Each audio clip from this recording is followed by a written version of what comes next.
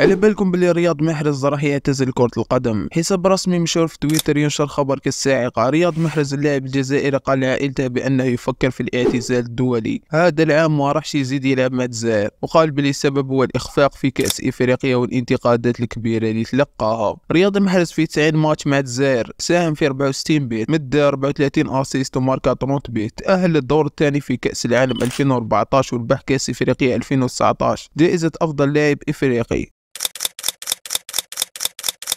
على بالي بلي راح تبكوا بصح ما تخافوش. صحيفة لاغازيت الجزائرية كذبت الخبر وقالت بلي رياض محرز راه ناوي باش يكمل معانا حتى 2026 وحاب يلعب كاس العالم ويعتزل. حيروني انا هادو الصفحات المغمورة خوتي. ويزيد يقول لك نيوز حصري وقال لعائلته تحسب هو لا فامي تاعو ولا وين على بالك انت راح يعتزل ولا راح يلعب ولا راح يدور ولا راح يحوز. انا علاش ما تبعتوليش نيوز حصري يا محرز؟ راني هناك، اش ما تحتاج بعت لي نيوز حصري.